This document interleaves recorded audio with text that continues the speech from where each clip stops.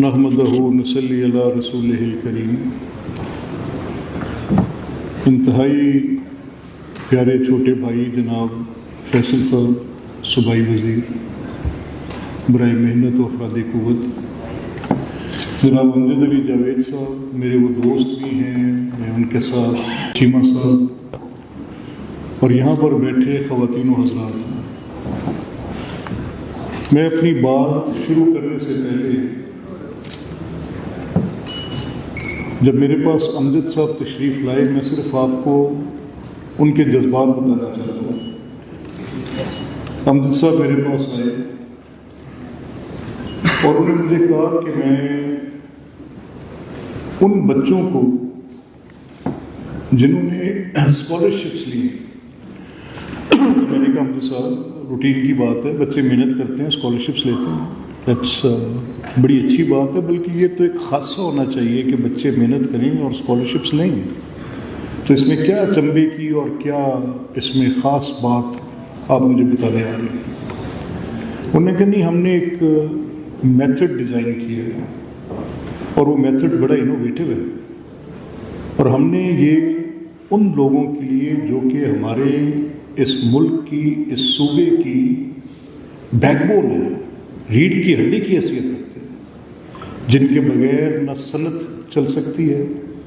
جن کے بغیر نہ اس ملک کی تجارت ہو سکتی ہے، نہ لارج سکیل مینوفیکچرنگ یونٹس چل سکتے ہیں، نہ ایس ایم ایز چل سکتے ہیں، نہ لیبر ہو تو ایگریکلچر بھی آپ سمجھیں، بے شک آپ کے محکمے کا وہ تعلق ان کے ساتھ نہیں ہے، لیکن اسٹل ان کے بغیر تو کچھ چلتا ہی نہیں ہے۔ تو میں ان افراد کی بات کر رہا ہوں جنہوں نے اپنے کندھوں پہ اس پورے نظام کا بوجھ اٹھایا ہوا ہے، اور ہمارے ان سنگ ہیروز ہیں۔ میں یہ دلیل اس لیے دے سکتا ہوں جو میں بھی آپ کے سامنے کہنے لگا ہوں کہ میرے حافظے میں ایک سویڈش رائٹر کی وہ کہانی آ گئی جس کا اردو ترجمہ کچھ ایسے ہے، میں شاید پورا وہ ترجمہ تو نہ کر سکوں جس طرح انگریزی زبان میں تھا، کہ جنگ عظیم دوم کے بعد وہ بوڑھا اپنے گھر واپس جانا چاہتا ہے، تو جب وہ اس طرف نکلتا ہے تو وہ بڑھاپے کا شکار لاغر جسم کا مالک ہے اور لاٹھی ٹیکتا ہوا جا رہا ہے، اور اپنے پوتے کا ہاتھ جو کہ بھوک سے بلک رہا ہے، ننگے تن سے ہے، اس کا ہاتھ پکڑ کر ایک ہاتھ سے لاٹھی ٹیکتے جا رہے ہیں، یہ اس کی منظر کشی ہے، اور اسے کہتا ہوا جا رہا ہے کہ مجھے کچھ نظر نہیں آ رہا، مجھے صرف سلگتی ہوئی لکڑی، اٹھتا ہوا دھواں، تفن کی بدبو، انسانی جسم کے لوتھڑے، خون کے چھینٹے دیواروں پر، مندہم عمارتیں جہاں پر کبھی سبزہ لہلہاتا تھا، جہاں کی خوبصورتی کی مثال دنیا میں دی جاتی تھی، بموں کے برسنے کے بعد، برستی آگ کے بعد جلا راکھ خاکستر، یہ شہر برباد۔ پر بیٹا یاد رکھنا، میں ایک مزدور تھا، میں نے تنہا اس کو بنایا، اس کی خوبصورت عمارتیں، اس کی صنعت، اس کے اندر پیوند، یہ کھڑکیاں جن کے خاکے نظر آتے ہیں، یہ سب میرے ہاتھ سے بنے ہیں، تم میرے پوتے ہو، ان لاشوں سے وحشت زدہ مت ہونا، ان کو تعمیر کرنا تمہارے ہاتھ کا کسب ہے۔ آپ کے سامنے صرف یہ کہہ سکتا ہوں کہ مجھے تعریف کرنے کی عادت نہیں ہے، میں بہت مشکل سے کسی بات کو تسلیم کرتا ہوں، میں اپنی نظر سے دیکھ کر، جانچ کر، پرکھ کر، میں کسی کا مصاحب تو ہو سکتا ہوں اس کے ساتھ بات کرنے کی حد تک، میں کسی کا مشورہ ساز ہو سکتا ہوں، لیکن میں معترف کب ہوں گا جب میں اس کی اہلیت کی بنیاد پر کیے فیصلے کو دیکھوں گا۔ مجھے آج یہ کہنے میں کوئی عار نہیں ہے کہ 1 سال کے بعد میں کل قصور میں، میرا ضلع ہے، میں کل وہاں پر اسپیشل چلڈرن کے اسکول میں گیا تو مجھے وہاں پر انسٹرکٹر ملی تو انہوں نے کہا کہ دیکھیں یہ وہ بچے ہیں جب میرے پاس آئے تھے تو بول نہیں سکتے تھے، آج ان کی قوت گویائی آ گئی ہے۔ میں نے کہا کیسے آئی؟ انہوں نے کہا ہم نے ان کو ہیئرنگ ایڈز دی جو ہم پچھلے کئی برسوں سے مانگ رہے تھے، مل نہیں رہی تھی، موجودہ حکومت نے دی ہے، تو آج یہ بچہ جو قوت گویائی سے محروم تھا ہمارے پاس آیا۔ آج یہ ایک ہیومن سٹوری ہے، یہ ایک انسانی قصہ ہے۔ اگر وہ بچہ جس کے ماں باپ کس تکلیف میں ہوں گے، وہ جو اسپیشل چلڈرن ہیں، جو بول نہیں سکتا، جو سن نہیں سکتا، جو اٹھ نہیں سکتا، تو مجھے معترف ہونا پڑا کہ وزیر اعلیٰ پنجاب اس محکمے میں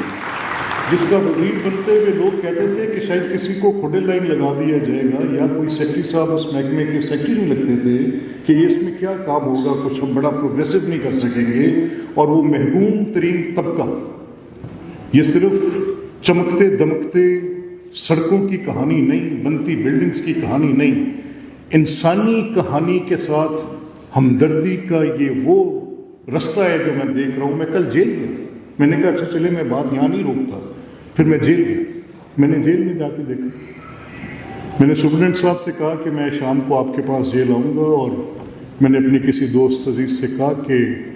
وہاں پہ افطار میں وہاں پہ کروں گا۔ میں گیا تو مجھے وہ جیل میں بی سی او پار وہاں گیا تھا، بی سی او میں جو وہاں پر مقید افراد ہیں،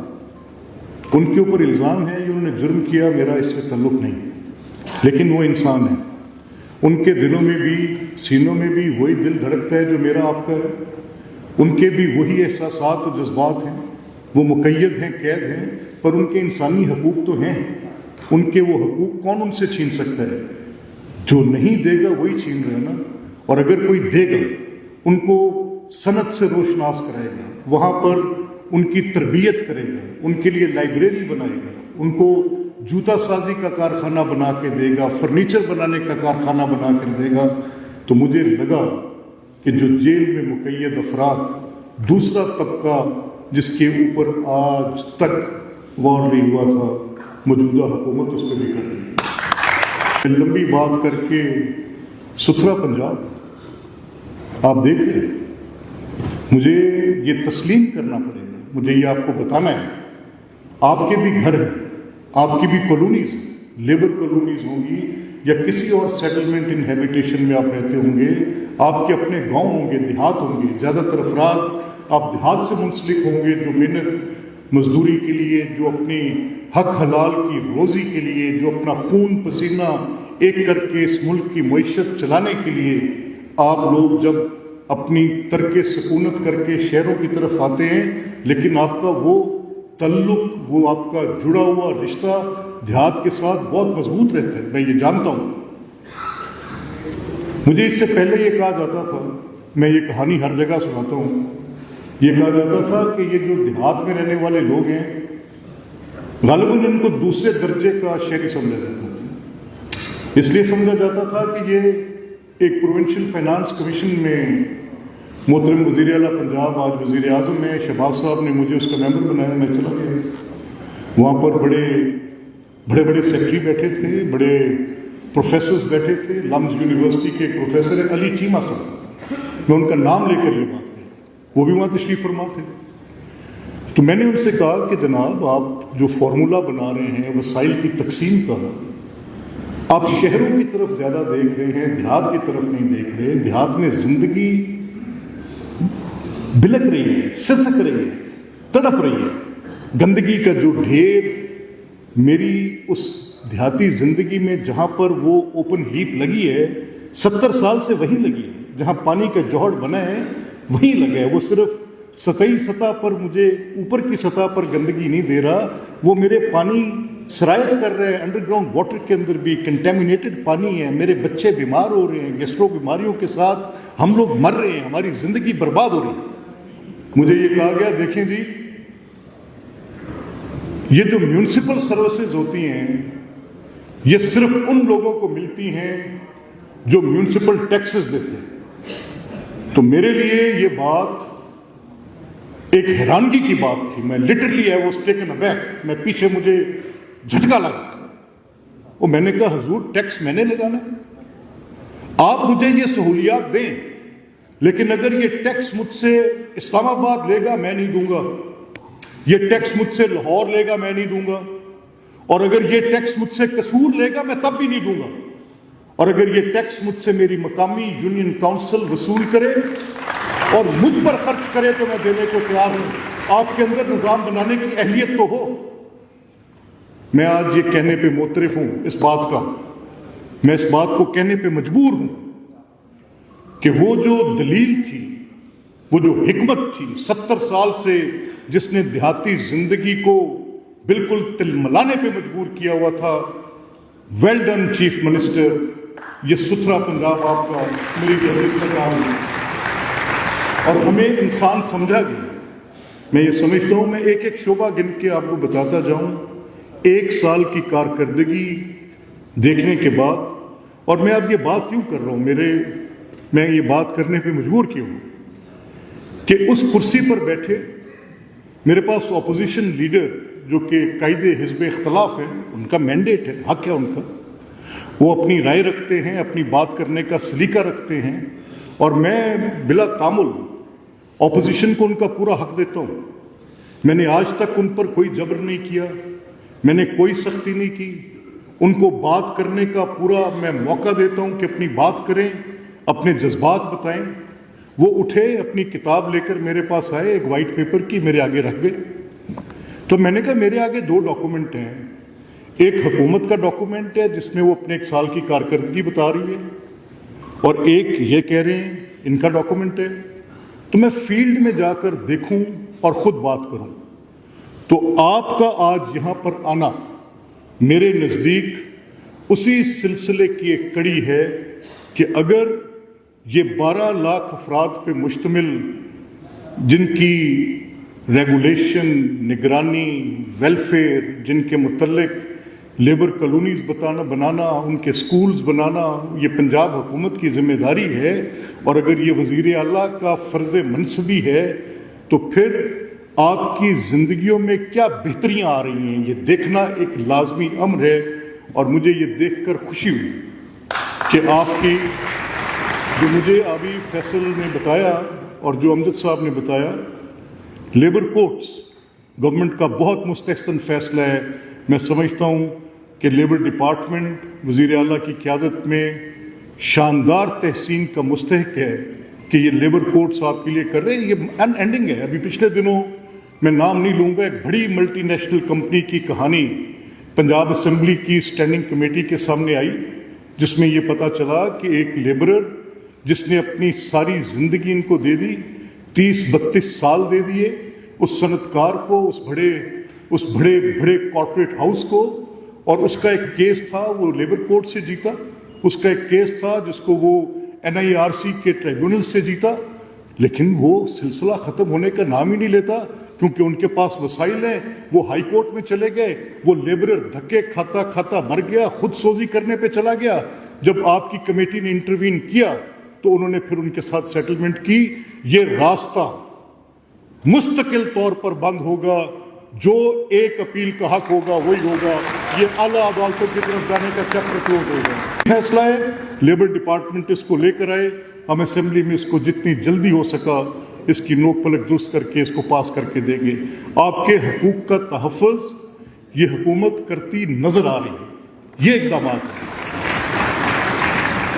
میں آخر میں اس بات پر کہ یہ گھر آپ کا گھر ہے,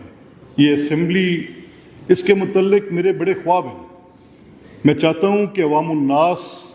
اس کے اندر ایسے آئیں کہ ان کی اپنی اپنائیت ہو اس کے ساتھ. جب آپ کسی کو ووٹ دیتے ہیں, وہ ووٹ صرف ایک ووٹ اس کو منتخب کر کے اسمبلی میں بھیجنے کا ووٹ ایک ذریعہ نہیں ہے. ووٹ آپ کا اعتماد ہے, ووٹ آپ کا کسی شخص پر یہ بھروسہ ہے کہ ہم تجھے یہ حق دے رہے ہیں کہ ہماری بات کر. تو جو یہ حق دے رہا ہوتا ہے وہ زیادہ طاقتور ہوتا ہے, جو ووٹ دینے والا ہے وہ زیادہ طاقتور ہے. اللہ کی حاکمیت کے بعد اگر اس ملک میں کسی کی حاکمیت ہو سکتی ہے تو وہ عوام پاکستان کی ہے. سفر کٹھن ضرور ہے، مشکل ضرور ہے، اس میں رکاوٹیں ہوں گی، میرے جیسے لوگ بھی شاید آپ کے راستے میں رکاوٹ بنیں گے، بنتے ہوں گے۔ سیکٹری صاحب بیٹھے ہیں، یہ بھی رکاوٹ ہوں گے، ان کے اپنے کئی پہلو ہوں گے، یہ بھی حکومت کرتے ہوں گے، میں بھی حکومت کرتا ہوں گا، لیکن یہ بات میری آپ اپنے ساتھ لکھ کے رکھ لیں، اور جو لوگ یہ سمجھتے ہیں کہ یہ حکومت کر رہے ہیں، یہ اس کو تعویذ بنا کر گلے میں ڈال لیں کہ اب خدمت کریں گے تو چلے گا، حکومت کریں گے تو کوئی کرنے نہیں دے گا۔